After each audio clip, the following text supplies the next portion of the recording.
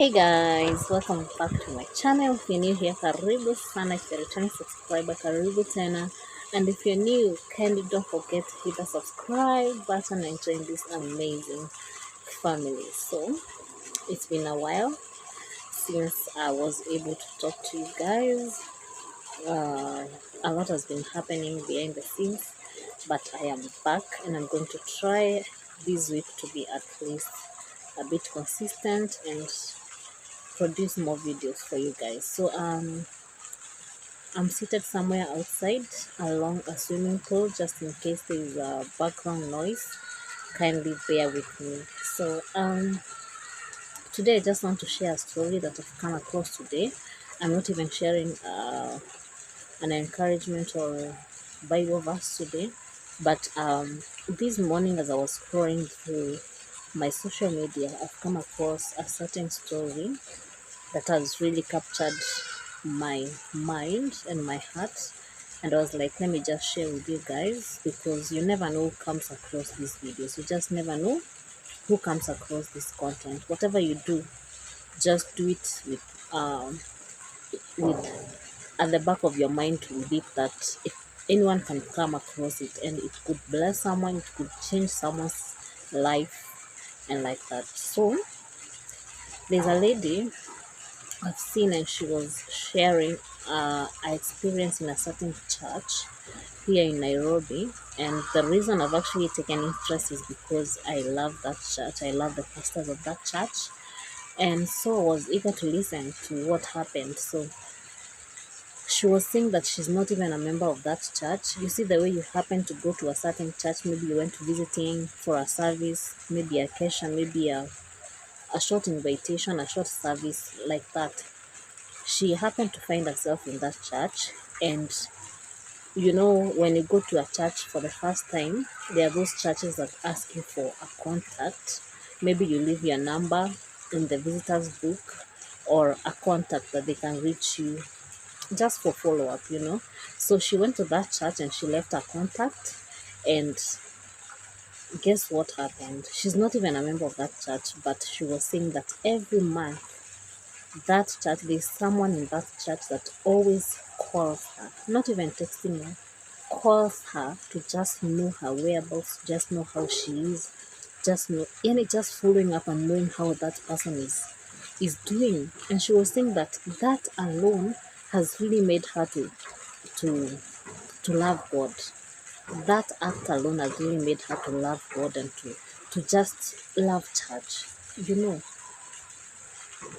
So my question is, if you're watching me and maybe you're a leader in a certain church, you're a pastor, you're whoever it is, those leaders, those people that are involved in the leadership, how often do you reach out to even members of your own church?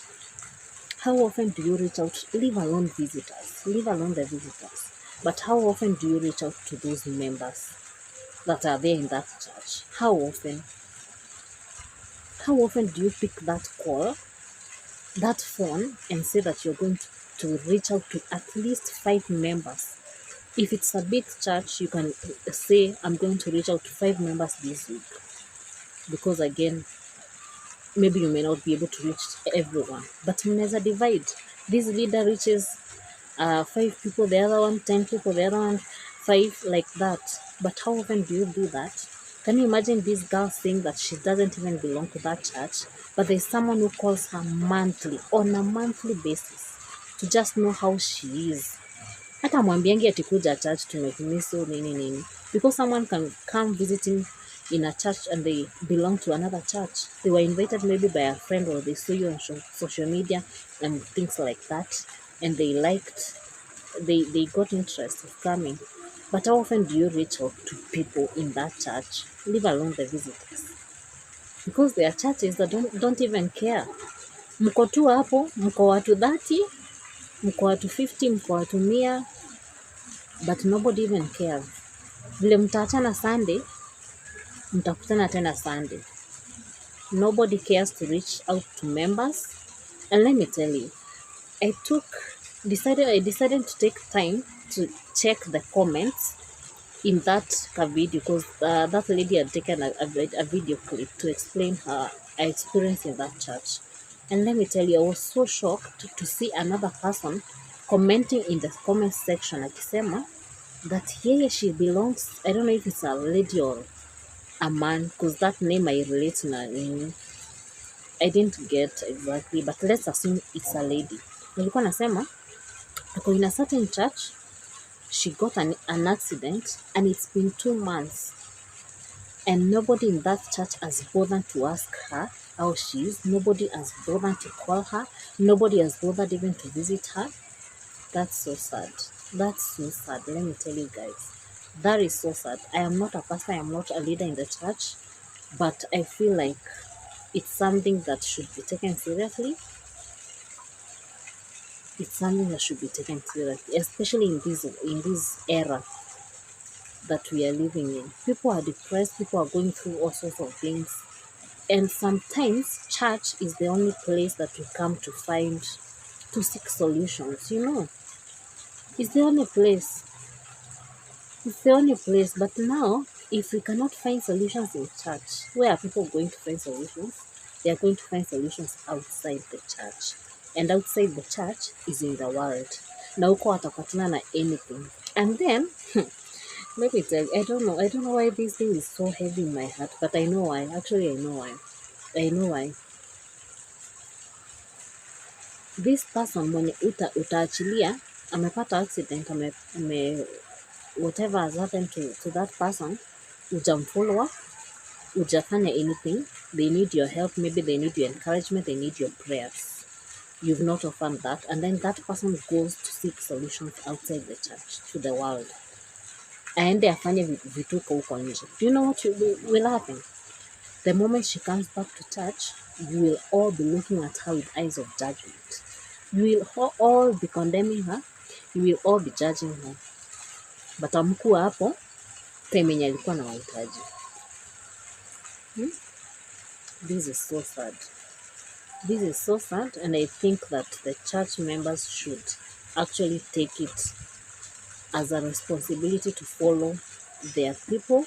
They should take it as a responsibility to check on people how they are doing. Afadhali muweke a whole department ya kufanya hiyo kazi. Because I know the pastor may not be able to do that. Pastor kona vitu mingi, the bishop may not be able to do that, whoever, but just put a department. Ama muweke watu watatu kando when watakuwa wana follow up, because those follow-ups help. They help. If someone comes to a church today, aokoke, and then muachilie tu hivyo, you don't even follow them up, na mnasema mna try to win people in the kingdom of God. How are they going to be won in the kingdom of God when you are not following them? You don't even know where they went. Yeye alikuja tu akaokoka, na ni hivyo. Some of us are I know some of us are actually surviving by the grace of God. Thank God for born again parents. Thank God for born again parents who walked with us this journey, because hata sisi hatujui tungekuwa wapi. Thank God for them. Thank God for our parents. But I think this is a serious thing. It's a very serious thing. And I was so proud of that church. I know people have talked many bad things about that church, but at least there's that one testimony. That's a stranger saying that there's someone who calls me each and every month to know how I'm doing, to know how I'm faring. Hata wasie tu wananicall kuniambia kuja church. Wanacall tu kujua how are you?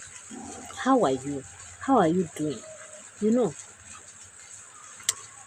So anyway, if that can be able to be done, the better. If it can't, well and good. Yeah. So hata sisi wenyewe, by the way, si lazima tungoje leaders wafanye hiyo kazi. Si lazima tungoje leaders. You can also take up that responsibility. You as a person, take it up and say, I'm going to follow up maybe so and so up to a church Sunday. Acha nimcall nijua kwa aje. You see? Anyway, so I thought of sharing with you guys. I hope you've gotten something. I hope we are going to do that in different capacities. Just reach out to someone, know how they are, People are going through a lot. People are going through all sorts of things. You just never know if you're going to save someone's life. Your call might save someone's life. Your text might save someone's life, right? So thank you so much, guys, for watching to the end. Thank you for keeping it tuned. Thank you, and I will see you guys in my next one. Bye.